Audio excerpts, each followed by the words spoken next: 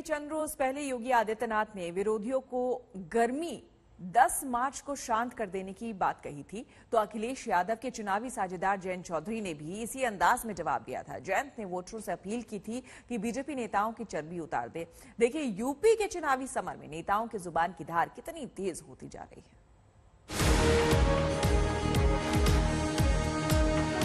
इन 5 साल के अंदर पूरी हिंदू गर्दी मचाई उन्होंने।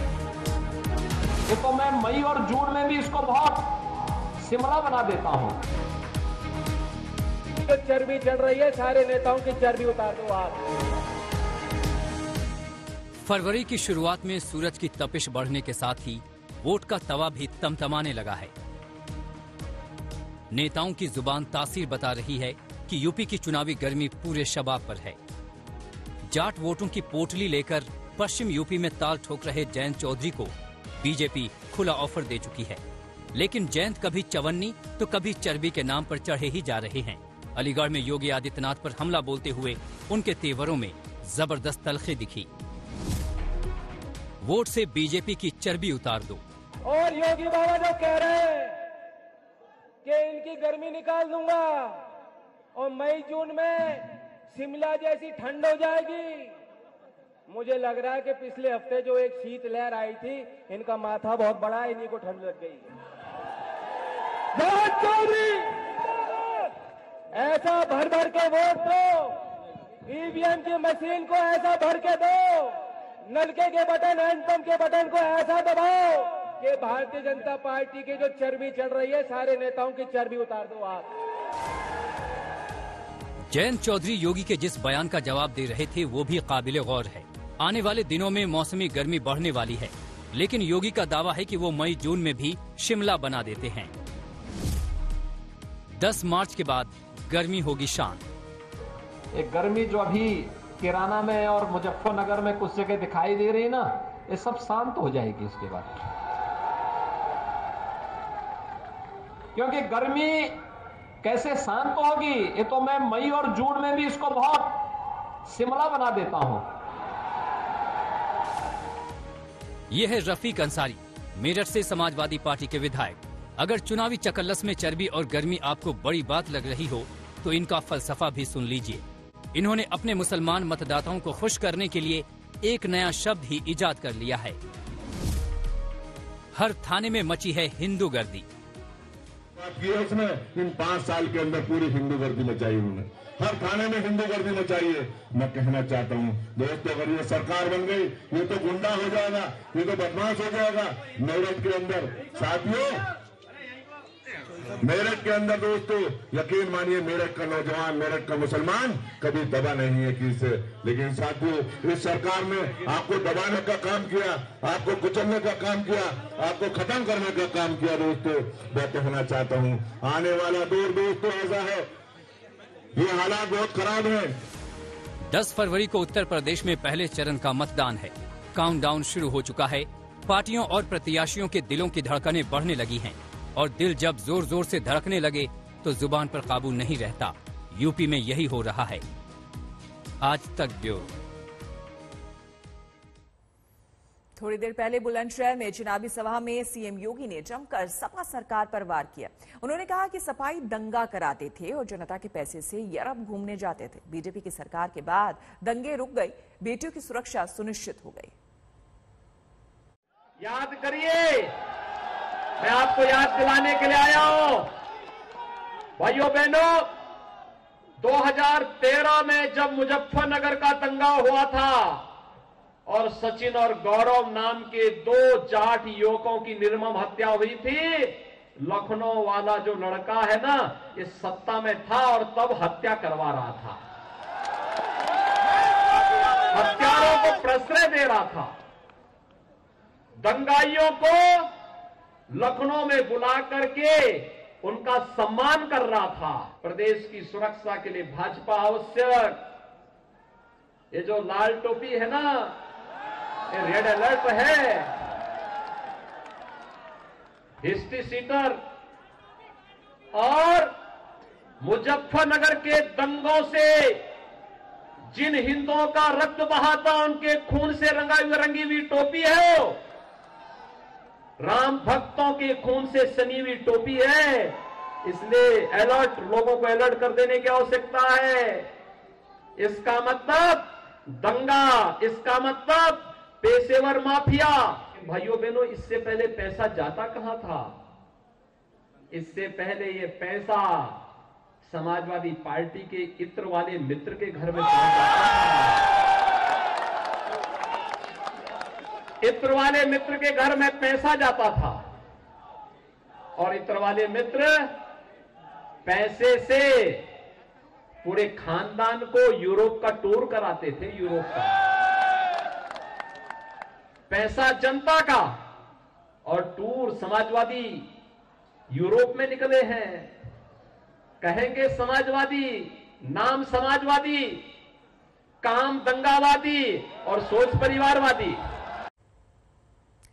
अतरौली में आज अमित शाह ने प्रचार किया। उन्होंने राम जन्मभूमि के लिए कल्याण सिंह के योगदान का भी जिक्र किया। अमित शाह ने भी योगी सरकार की जमकर तारीफ की। उन्होंने कहा कि प्रदेश की कानून व्यवस्था सुधरी है। शाह ने यहां कश्मीर और धारा 370 खत्म करने का भी जिक्र किया। देश में उत्तर प्रदेश के मुख्यमंत्री योगी आदित्यनाथ ने कानून और व्यवस्था का राज लाने का काम किया है। डकैती में 70% की कटौती, लूट में 69% की कटौती, हत्या में 29% की कटौती, अपहरण में 35% की कटौती और बलात्कार के अंदर 30% से ज्यादा कटौती करने का काम ये भारतीय जनता पार्टी की सरकार ने किया है। ये बहन जी की और अखिलेश की सरकारें थी, गुंडे परेशान करते थे या नहीं करते थे भाई? जोर से बोलो, करते थे या नहीं करते थे? ये पुलिस जो है ना, वो गुंडों से डरती थी, भागती थी। पूरे देश में पुलिस से गुंडे डरते हैं, उत्तर प्रदेश में माफियाओं से पुलिस डरती थी। योगी आदित्यनाथ की सरकार आई, 5 साल में माफिया पलायन कर गया उत्तर प्रदेश के बाहर। ये विरोध करते थे। अखिलेश खड़े होकर धारा 370 का विरोध करते थे। आएंगे नहीं, हिम्मत नहीं अतरौली आने की, मगर आए तो पूछना अतरौली वालों कि क्यों विरोध करते थे धारा 370 का। इस तरह से वोट बैंक की राजनीति होती। मेरे सामने खड़े होकर कहा था खून की नदियां बहेगी। अरे अखिलेश बाबू, खून की नदियां छोड़ो, कंकर चलाने की किसी की हिम्मत नहीं हुई। आपको बता दें कि उत्तर प्रदेश के मंत्री स्वाति सिंह ने टिकट कटने पर कहा है कि वो नाराज नहीं है, पार्टी का फैसला उनको मंजूर है। स्वाति ने यह भी कहा कि वो बीजेपी छोड़कर कहीं नहीं जा रही हैं। उनके पति दयाशंकर ने भी कहा कि जो भी पार्टी का फैसला होगा वो मंजूर होगा। भारतीय जनता पार्टी में कभी भी गलत निर्णय नहीं होता है। माननीय प्रधानमंत्री जी, माननीय गृह मंत्री जी और हमारे शीर्ष नेतृत्व का विजन बहुत बड़ा है। इस देश को आगे बढ़ाने का विजन है, हर एक प्रदेश को आगे ले जाने का विजन है। ये बहुत बड़ा विजन है और एक इस परिवार से मैं तब से जुड़ी हूँ जब मैं 17 साल की थी, क्लास 12th में थी। मैं तब से जुड़ी हूँ। 5 साल उन लोगों ने मुझे जो जिम्मेदारी दी, मैं ये आशा करती हूँ कि उसमें मैं ज़रूर खरी उतरी होंगी और मैं धन्यवाद देती हूँ कि उन्होंने इस काम के लिए मुझे मौका दिया।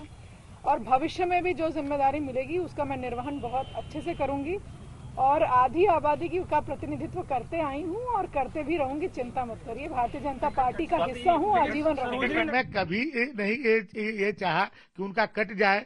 और मैं ये देखिए, ये तो मैंने कहा था कि पार्टी अपने हिसाब से निर्णय लेती है। लड़ना चाहते थे? देखिए, आदमी राजनीतिक क्षेत्र में है तो लड़ना तो चाहेगा ही, लेकिन कहीं ये नहीं था। पार्टी यदि हमने कहा था कि पार्टी लड़ाना चाहे तो मैं लड़ूंगा, और पार्टी जहां से लड़ाना चाहे वहां से लड़ूंगा। अब पार्टी जिसको लड़ाएगी उसको लड़ाऊंगा।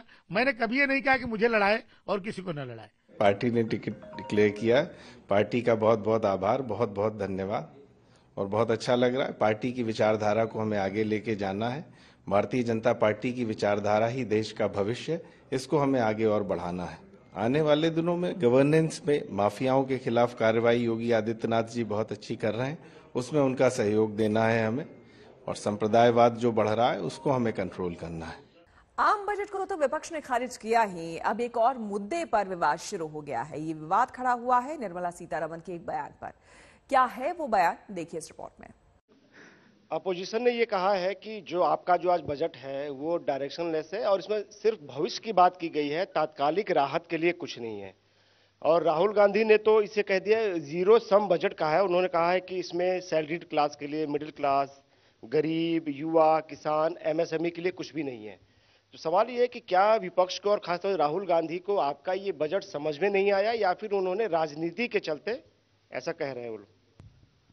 जो बाद में आपने कहा कि राहुल गांधी को शायद समझ में नहीं आया होगा, यही बात सही है, क्योंकि इस बजट में सारे चीज़ों की सारी व्यवस्था की गई है। अभी मैडम सारी चीज़ का आंसर दे भी रही हैं। हर सेक्टर के लिए दूरगामी बजट है ये, निश्चित तौर से इससे देश को और भविष्य में फायदा होगा। I think he's given that typical UP type of an answer, which is good enough for a MP who ran away from UP. है ना? आम बजट में वित्त मंत्री ने किसानों के लिए 10 बड़े ऐलान किए हैं। वहीं 2,37,000 करोड़ की रकम एमएसपी के तौर पर सीधे किसानों के खातों में ट्रांसफर करने का वादा भी किया है। मगर किसान अब भी अपनी फसल के सही दाम और सही समय पर भुगतान की मांग कर रहा है।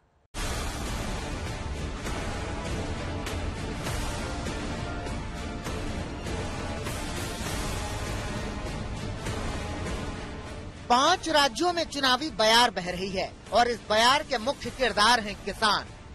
एक बड़ी आबादी किसानों की मतदाता है और किसे नहीं मालूम कि ये किसान ही चुनाव में भाग्य विधाता है। इसीलिए बजट को अगले 25 साल का ब्लूप्रिंट बताते हुए बड़ी उम्मीदों के बीच वित्त मंत्री निर्मला सीतारमण ने कृषि क्षेत्र के लिए ऐलानों की झड़ी लगा दी। आम बजट में कृषि क्षेत्र के लिए हुए 10 अहम ऐलान पर गौर कीजिए। किसानों के खातों में 2.37 लाख करोड़ रुपए की एमएसपी सीधे ट्रांसफर। गंगा किनारे ऑर्गेनिक खेती को बढ़ावा मिलेगा। तिलहन के आयात की निर्भरता को कम किया जाएगा। किसानों को डिजिटल करने के प्रयास को तेज किया जाएगा। निजी क्षेत्र को कृषि क्षेत्र में बढ़ावा देने के लिए पीपीपी मॉडल पर काम किया जाएगा। नाबार्ड के जरिए खेती के क्षेत्र में स्टार्टअप को बढ़ावा दिया जाएगा। केमिकल मुक्त खेती को बढ़ावा दिया जाएगा। 44,000 करोड़ रुपए की लागत से केन बेतवा नदी जोड़ने की परियोजना शुरू होगी, जिससे 9 लाख किसानों को लाभ होगा। फसल मूल्यांकन, भूमि रिकॉर्ड, कीटनाशकों के छिड़काव के लिए किसान ड्रोन के उपयोग को बढ़ावा, एग्री यूनिवर्सिटी को बढ़ावा दिया जाएगा।